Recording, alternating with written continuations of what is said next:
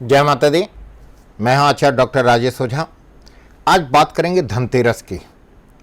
और धनतेरस इस खास एपिसोड में आपको बताएंगे कि धनतेरस कब है, क्योंकि धनतेरस को लेकर के भी अनेकों प्रकार की मन में विचार, मन में अनेकों प्रकार की स्थिति चल रही है, जिसके कारण से यथाविधि से हर तरह से अनेकों प्रकार के विचार उत्पन्न हो रहे हैं कि धनतेरस 12 तारीख की है या 13 तारीख की है, बृहस्पति की है या शुक्र की। तो इस दिन क्या खरीदना चाहिए या क्या नहीं खरीदना चाहिए, धनतेरस से कब मनाया जा रहा है, इसके पीछे कथा क्या है, ऐसे कई तरह के सवाल हमारे जहन में उठते हैं, आपके उठते हैं, जिसका जवाब आपको मिलेगा। अब हम बात करेंगे धनतेरस की। और कहते हैं कि कार्तिक मास के महीने में जब स्थिति कृष्ण पक्ष की त्रयोदशी तिथि आती है तो उसी को धनतेरस कहा जाता है। अब की बार धनतेरस जो है 12 तारीख को रात्रि में 9:33 पर आ रही है, जिसके कारण हमारे सनातन धर्म में पंचांग में उदया तिथि को माना जाता है। और बताया गया है कि जो उदया तिथि आती है हम उसी को मानते हैं। तो इसलिए 12 तारीख को रात को 9:30 पर आ रही है, जो अगले दिन शाम तक रहेगी। इसी कारण से अब की बार जो त्रयोदशी है शुक्रवार 13 नवंबर 2020 को मनाया जाएगा। ये जो तेरस है क्या चीज, पहले तो ये हमें समझना पड़ेगा। भगवान धन्वंतरी, समझिएगा, भगवान धन्वंतरी के जो दिन है, इस धनतेरस के दिन धन्वंतरी की पूजा होती है। हालांकि अनेकों प्रकार से सम्मत और प्रदोष काल में जब त्रयोदशी आती है तो उसी का धन्वंतरी का, लक्ष्मी का पूजन किया जाता है।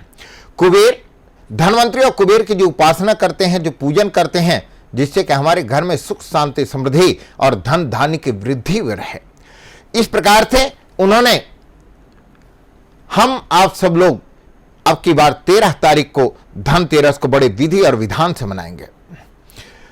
और जिसके चलते धनतेरस और दीपावली, कहते हैं कि 5 दिन ही जो दीपावली का दीपक जलाते हैं, देसी घी का दीपक जलाते हैं 5 दिन तक। और इस धनतेरस पर हमें क्या खरीदना चाहिए, कौन से धातु खरीदना चाहिए, जो हमारे यहां प्रचलन है। धनतेरस पर पीतल, चांदी या सोना या धातु के बर्तन खरीदने पर ऐसी मान्यता है कि हमारे घर में धन धान्य की बरकत होती है, धन संपदा में वृद्धि होती है। धनतेरस पर अनेकों प्रकार के शुभ कृत्य किए जाते हैं और ऐसे कार्यों को करने से हमारे घर में आनंद की वर्षा होती है और धन धान्य की वृद्धि होती है। आभूषण खरीदे जाते हैं, सोना चांदी खरीदा जाता है, जो शुभ माना जाता है।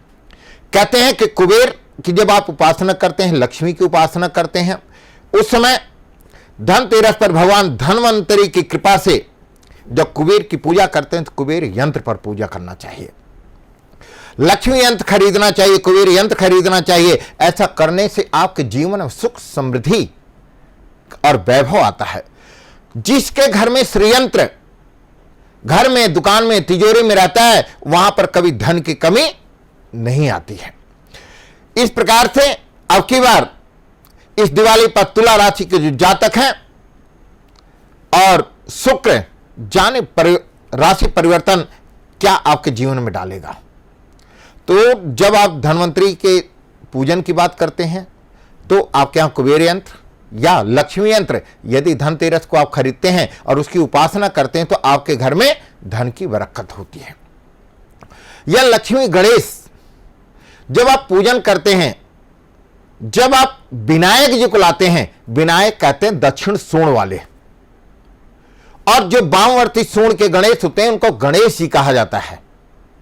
यहां पर ध्यान देना है कि हम विनायक जी को खरीदें या गणेश जी को खरीदें, दक्षिणावर्ती गणेश को खरीदें या वामवर्ती गणेश लक्ष्मी को खरीदें। धनतेरस पर लक्ष्मी गणेश की मूर्ति स्थापना करना शुभ होता है और दिवाली से पहले धनतेरस को गणेश की और लक्ष्मी की जब आप मूर्ति लाते हैं तो आपके घर में धन धान्य की वृद्धि होती है। सोना चांदी का सिक्का खरीदते हैं और धनतेरस पर जब सोना और चांदी का सिक्का आप खरीदते हैं, वो आपके लिए, परिवार के लिए शुभ होता है। ऐसे धनतेरस के दिन बर्तन, और अभी आपको बताया कि गणेश लक्ष्मी की पूजा करने से आपके घर में धन वैभव का प्राप्ति होता है। तो बात कर रहे थे धनतेरस पे हम किस समय करें उपासना, किस समय करें हम पूजन। 13 तारीख को आप शाम को 5 से लेकर के 7 बजे के बीच यदि आप धनतेरस में धनवंतरी की पूजा, लक्ष्मी की पूजा, कुबेर की पूजा करते हैं तो आपके घर में धन, वैभव और समृद्धि का, आनंद का पल प्राप्त होगा। और जब आप अपने घर के लिए, जैसे अभी मैंने बताया कि नमक खरीदते हैं लोग, झाड़ू खरीदते हैं जिसमें लक्ष्मी का वास होता है, जिस प्रकार से जिसका सामर्थ्य हो उस प्रकार से धनतेरस के दिन अवश्य खरीदना चाहिए। क्योंकि यदि इस प्रकार से आप खरीदते हैं और प्रसन्नपूर्ण होकर के अपने घर में लाते हैं तो आपके घर में धन वैभव की हर तरह से होती है प्राप्ति। इस प्रकार से आप हर तरह से मंगल मूर्ति करते हैं, धन वैभव का आनंद प्राप्त करते हैं और धन वैभव को प्राप्त करके वैकुंठ को, आनंद को मंगलगान करके हर तरह से लक्ष्मी और गणेश की पूजन करने के बाद आपको हर तरह से धनवंतरी की उपासना का, आनंद का फल प्राप्त होता है। कार्तिक मास कृष्ण पक्ष की जो त्रयोदशी है, इस दिन जब आप पूजन करेंगे विधि विधान परिवार के साथ, शाम को 5:30 से लेकर के आप 7 बजे के अंतःकरण में यदि पूजन करते हैं तो आपको लाभ की प्राप्ति होगी। कहते हैं कि धनतेरस के दिन यदि धनिया का बीज खरीदा जाए या सूखी धनिया खरीदा जाए, धनिया चढ़ता है गणेश को, गुड़, धनिया, यदि धनतेरस के दिन आप धनिया खरीदते हैं तो आपके घर में धन रुकना प्रारंभ हो जाता है। कई बार आपके घर में धन आता है, रुक नहीं पाता है, आते देर नहीं होता है, जाने का पहला मार्ग बन जाता है। यदि आप धनतेरस के दिन साबुत धनिया खरीद करके सूखी अपने घर में रखते हैं और साल भर उसका प्रयोग करते हैं तो आपके घर में धन रुकेगा। इस प्रकार से खरीद शुभ मानते हैं। और जो धनिया का बीज है उसको आप लक्ष्मी और गणेश के साथ यदि अपने तिजोरी में 5 दाना, 11 दाना यदि रखते हैं, 7 दाना, तो आपके घर में धन धान्य की वृद्धि होती है। तो यहां पर जब लक्ष्मी गणेश या अपने तिजोरी में जहां पर आप धन संपदा वैभव रखते हैं, अगर 11 दाना, 7 दाना, 5 दाना यदि आप धनिया का बीज साबुत रखते हैं तो आपके घर में और आपकी तिजोरी सदैव भरी रहती है। और ऐसे करने से आपके घर में खुशहाली का, आनंद का पर्व रहता है। धनतेरस पर अब क्या नहीं खरीदना चाहिए, बात ही आती है कि हम खरीदते तो बहुत सारी चीजें हैं और धनतेरस पर हमें क्या नहीं खरीदना चाहिए। धनतेरस पर लोहे की वस्तु नहीं खरीदना चाहिए, शनि कारक नहीं खरीदना चाहिए, चिमटा नहीं खरीदना चाहिए, तावा नहीं खरीदना चाहिए, लोहे से रिलेटेड कोई भी चीज नहीं खरीदना चाहिए, शनि कारक चीज नहीं खरीदना चाहिए। नहीं तो आपको अनेकों प्रकार से धन से प्रताड़ित हो जाएंगे और धन की प्रताड़ना को आपको सहन करना पड़ेगा। इसके अलावा धनतेरस के दिन चीनी मिट्टी की बनी हुई कोई चीज नहीं खरीदना चाहिए। शनि कारक और चीनी मिट्टी से बनी हुई कोई भी चीज खरीदना नहीं चाहिए। ऐसे करने से या यदि आप लाते हैं तो आपके घर के अंदर यदि बरकत है, उस बरकत में कहीं ना कहीं ऐसा योग आ जाता है कि आपके मन में अनेकों प्रकार के विचार उत्पन्न होने लगते हैं और आपके घर में धन नहीं रुकता है। धनतेरस को लेकर के कई प्रकार से कथाएं प्रचलित हैं और धनतेरस से जो कथा है, कहते हैं कि जब समुद्र मंथन हो रहा था उस दौरान धनवंतरी जी और मां लक्ष्मी का जन्म होता है। और यही वजह है कि त्रयोदशी के दिन धनवंतरी का जन्म होने के कारण से यह धनतेरस नाम दिया गया है। लक्ष्मी की पूजा, धनवंतरी एवं कुबेर की पूजा, क्योंकि धनवंतरी जी आए थे और कलश लेकर के आए थे। भारतीय संस्कृति में स्वास्थ्य का स्थान धन से ऊपर माना गया। कहते हैं यदि आप शरीर माध्यम खल धर्म साधना, यदि आप स्वस्थ हैं, निरोग हैं, तो आपके लिए प्रतिदिन त्योहार है, आपके लिए हर समय आनंद का एक पल है। ऐसे कहावत है कि पहला सुख निरोगी काया, पहला सुख निरोगी काया, दूजा सुख घर में माया। यदि आपका स्वास्थ्य उत्तम है तो आप किसी भी कार्य को करने में आनंद का पल महसूस करते हैं। यदि आपका स्वास्थ्य खराब होता है तो आप चाह करके भी अपना आनंद नहीं ले सकते हैं।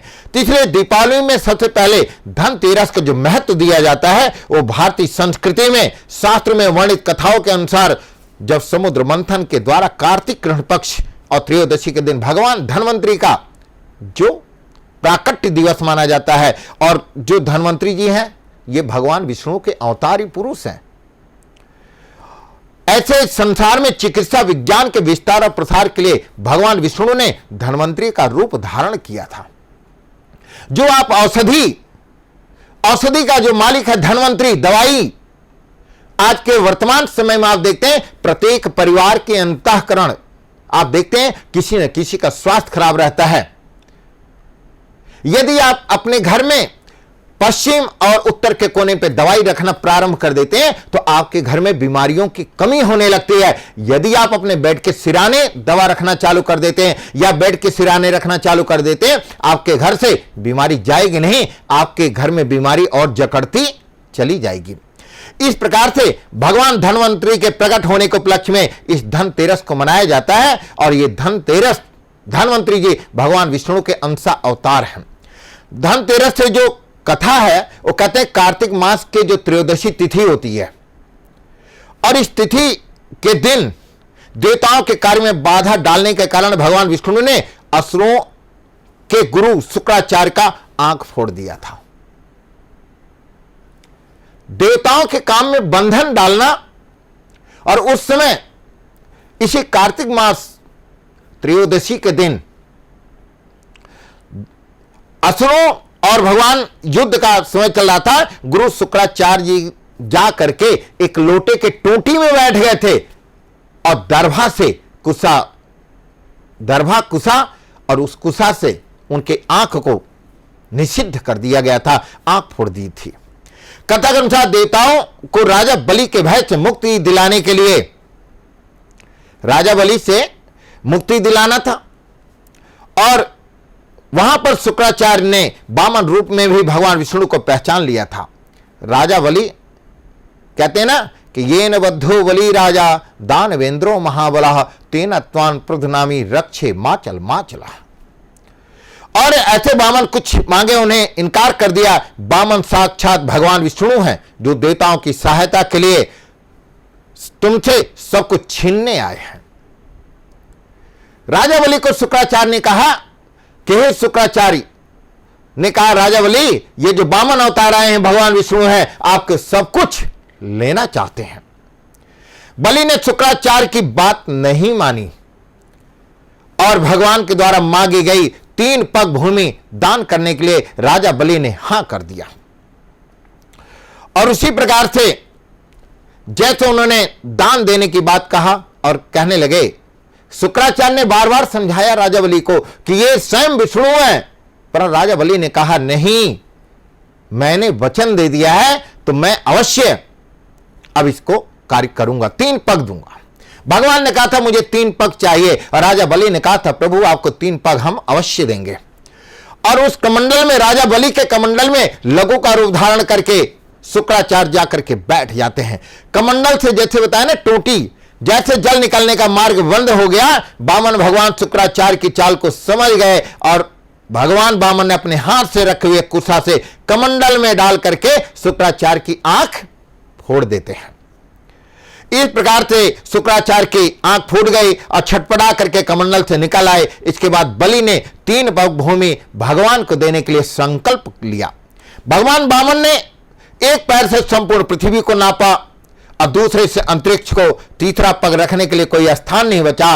और उस समय राजा बलि ने विधि और विधान से कहा कि हे प्रभु मेरे सिर पे आपका चरण रज पड़ जाए, आपके चरण से यही सब कुछ नाप लीजिए। अब तो बलि ने दान में सब कुछ गंवा बैठा। इस तरह से बलि के भय से देवताओं को मुक्ति मिली और बलि ने जो धन संपत्ति देवता से छीन ली थी सब कुछ कई गुना करके वापिस कर देते हैं। इस उपलक्ष्य में धनतेरस का त्योहार मनाया जाता है। वामन अवतार लेकर के भगवान ने राजा बलि से पुनः देवताओं को मुक्त कराया था आज धनतेरस के दिन। इस प्रकार से अब की बार जो धनतेरस आप मनाएंगे ये बड़े विधि और विधान से मनाएंगे, परिवार के साथ मनाएंगे।